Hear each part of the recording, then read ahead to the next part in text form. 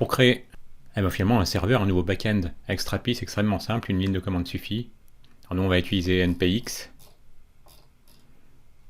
Donc ce sera npx create-strapi-app, le nom de notre projet, --quickstart, pour que la base de données soit une simple SQLite.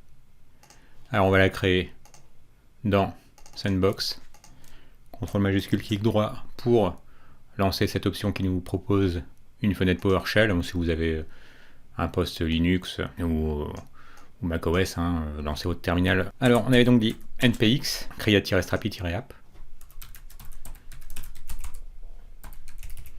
Et donc le nom de notre appli, ça va être tout simplement Closet pour placard. Closet Manager. SRV. On va séparer par des tirets. Et donc --quick start. Pour aller au plus vite, ça nous installera une base SQLite. Entre autres choses. Donc derrière, ce qui est généré pour vous, c'est un serveur Node avec toutes les options qui vont bien pour pouvoir créer une API REST. Je vais mettre sur pause parce que ça prend généralement presque 2 minutes, pas loin. Voilà, une fois installé, ça vous ouvre cette fenêtre dans votre navigateur sur le port, sur le port 1337/admin/host/register. Ça vous permet de vous créer un compte admin. Et donc, si vous voyez, une fois que la chose a fini de s'installer, ça vous indique au passage que pour pouvoir démarrer en watch mode, donc si bien que chaque fois que vous ferez une sauvegarde, ça vous relancera votre serveur et ça rafraîchira le contenu, vous ferez un yarn develop la plupart du temps. Pour les autres options, elles sont assez claires. Et du start du build, Strapi pour voir toutes les commandes disponibles. Donc voilà, ça c'est l'URL qui s'est ouverte pour nous, pour le port 1337/admin. Et donc vous voyez, le serveur est en train de tourner. Allez, on va se créer un petit utilisateur. Bon, comme c'est du localhost, on n'a pas besoin d'être super parano niveau mot de passe.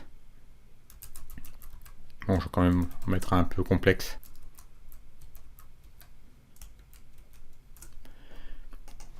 Bon, un email. Et voilà, c'est tout ce qui vous sera demandé pour vous créer un utilisateur. Là, vous pouvez voir que vous avez déjà une collection proposée par défaut, cette collection users, qui vous permettrait de créer des utilisateurs, et qui, lorsqu'ils se logueraient, se verraient attribuer un token JOT. Donc c'est vraiment génial que tout ça soit proposé nativement.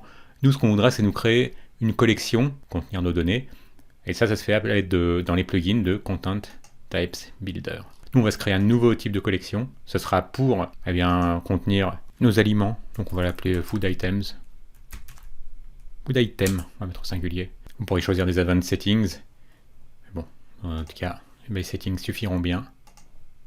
Et là maintenant, on ajoute les champs. Donc on voudra avoir dans notre collection, on va pouvoir conserver le titre, donc un title, qui sera une string, une date d'expiration de l'aliment, donc expiration date, et une catégorie pour plus tard éventuellement si on voulait classer les aliments par catégorie. C'est parti, on choisit un type de champ, on va dire texte. Donc on a dit qu'on aurait un title. Alors soit short text, soit long text. Donc texte ce serait pour des choses longues comme des descriptions, des biographies comme c'est indiqué ici. Nous on veut juste un titre, donc short text ça ira très bien. On va ajouter un autre champ, donc on ne fait pas finish, on ajoute bien sur add another field. Alors ça va être de nouveau... Ah non, pas un texte, on avait dit que ce serait une date. Donc une expiration date. On pourrait mettre des tirets ou des choses comme ça. Bon, là, on n'a pas envie de se casser la tête avec des problèmes de syntaxe, donc je mets tout attache. Expiration date. Et ah oui, alors ça nous propose soit la date tout court, soit date et heure, soit uniquement heure. Bon, pour une date de péremption, la logique c'est juste jour, mois, année. Et on avait dit qu'on voudrait aussi une catégorie. Donc ce sera du texte. Catégorie, short text. Et là on peut dire finish. Vous avez vu, maintenant on a une nouvelle table, food items, donc on sauvegarde, voilà.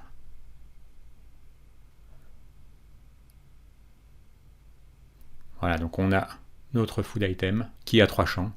Un champ title de type texte, un champ expiration date de type date, un champ catégorie de type texte. Alors, pour avoir quelque chose à afficher, ce qu'on va faire, on va cliquer sur notre food item et on va ajouter un nouveau food item. Allez, on va dire par exemple que ce sera des saucisses, valable, allez, jusqu'au 29. Bon, dans la catégorie, on va mettre, on va déjà cette catégorie, bon, je vais plutôt mettre meat, voilà, pour pas avoir d'histoire d'accent typique à la langue française. On sauvegarde, ça va nous générer un ID, voilà, une date. Alors ça, on ne le verra pas ici, mais il y avait la date de création de cet aliment. On va en ajouter un deuxième, comme ça on verra, ça va être quoi, de la salade. Ça se conserve pas longtemps, on va dire jusqu'à après-demain. Catégorie Vegetables. Voilà, ça veut dire que maintenant on a deux éléments dans notre table Food Items. Si bien que si nous allons sur cette URL-ci, jusqu'au numéro de port, puisque pour l'instant c'est un local, / Food Items, eh bien, là où on s'attendait à avoir deux objets, un objet par type d'aliment, là on est accueilli par une interdiction. Et oui, parce que les choses sont protégées par défaut. Donc il faut aller de nouveau dans Plugins, dans Rôles et permissions, et autoriser le public, donc des anonymes, à pouvoir requêter. Donc, ça vous montre que ça vous permettra de faire un get sur / food items. On va tout de suite faire la même chose pour find one, pour pas oublier. Et là, si on recommence, et bien cette fois-ci, ça nous retourne bien nos deux objets. Et si on voulait les trouver par ID, ça marcherait également. Une saucisse, notre salade. Ouais. Vous avez vu, qui dit mieux? La vitesse de génération donc, de ce back-end est stupéfiante, et d'autant que, comme je vous le disais, on a en plus un système de connexion qui permettrait de retourner un token à un utilisateur. Mais bon, pour vous dire que, parce qu'il y a d'autres frameworks comme Sales, enfin il y en a plusieurs autres qui permettent de générer facilement une API, mais là vous aurez en plus d'autres options. En tout cas, on est bien parti.